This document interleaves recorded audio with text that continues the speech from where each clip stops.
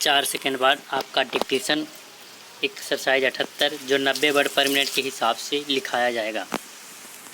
Ready, last ready and start. माननीय उपसभा अध्यक्ष महोदय, ऐसा लगता है कि यह बिल सारी संपत्ति की रक्षा के लिए आवश्यक है। मैं समझता हूँ इसमें दो राय नहीं हो सकती कि इस सारी संपत्ति की समुचित रक्षा करने की व्यवस्था की जाए, लेकिन इस सरकार का जो व्यवहार है और जिस प्रकार का आचरण है और जिस तरह से सरकार ने पहले राष्ट्रीय सुरक्षा अधिनियम और उसके बाद आवश्यक सेवा अधिनियम लाकर उसका दुरुपयोग किया है, इस सारे आचरण को मद्देनज़र रखते हुए इस बिल का अधिकार जो सुरक्षा बल को दिया गया है वह उचित नहीं मालूम पड़ता। यह बात सही है कि इस बिल में न्यायपालिका के अधिकार, कार्यपालिका के अधिकार, राज्य के अधिकार, इन तीनों अधिकारों पर सरकार ने अतिक्रमण किया है।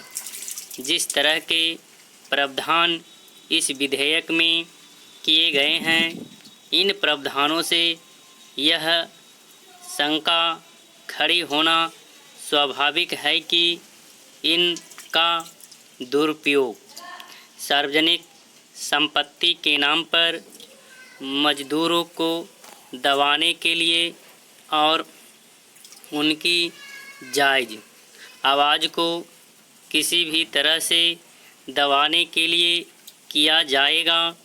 इसमें कोई दो राय नहीं है कि जिस प्रकार से अब तक इस प्रकार के प्रावधानों का दुरुपयोग किया गया है उसी प्रकार से इसका भी किया जाएगा।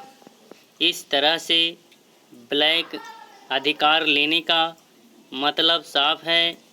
इसके कारण मुश्किलें पैदा होगी। साथ ही आप ही केवल सार्वजनिक संपत्ति नहीं चला रहे हैं, जो प्राइवेट सेक्टर के लोग हैं वे भी करोड़ों की संपत्ति पर अपना काम चला रहे हैं। उनकी सुरक्षा कौन करेगा? कल को क्या प्राइवेट सेक्टर के लोग भी यही मांग नहीं करेंगे कि उनको भी इसी प्रकार के अधिकार दिए जाएं? उस वक्त आपके लिए उनकी मांग को मानने से इनकार करना कठिन हो जाएगा। मैं समझता हूँ कि इस सब का एक विशेष प्रभाव होगा।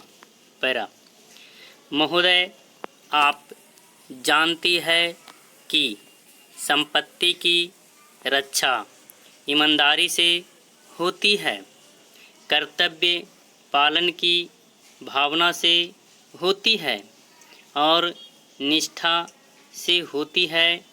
स्पष्ट है कि इन अधिकारों का दुरुपयोग मजदूरों को दबाने के लिए होगा, उनकी वाजिब मांगों को दबाने के लिए इसका दुरुपयोग किया जाएगा, उनको इसके अंतर्गत गिरफ्तार किया जाएगा, उनको सज़ा दी जाएगी। इस प्रकार से भयानक रूप से नेशनल सिक्योरिटी एक्ट का दुरुपयोग होगा।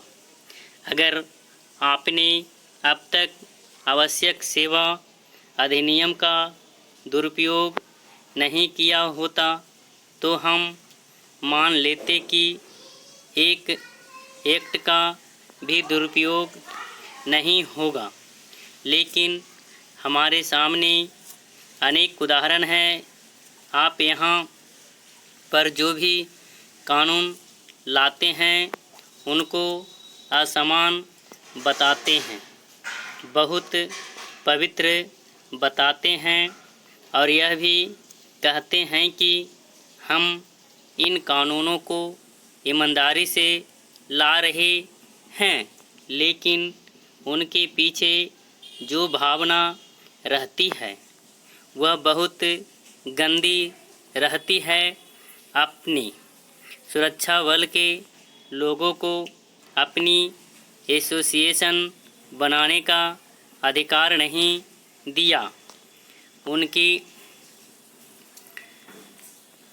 सेवा शर्तें में जो कमियां होगी उनके संबंध में वे कहाँ जाएंगे। आप कहते हैं कि उन बातों के बारे में हम चिंतित रहते हैं, लेकिन अब तक जो भी आपकी सरकार रही वह निकम्मी सरकार रही। हमारे एक मित्र ने तो यह तक कहा। समाप्त। अगर मेरा वीडियो अच्छा लगे तो बेल आइकन दबाना ना भूलें, सब्सक्राइब करना ना भूलें।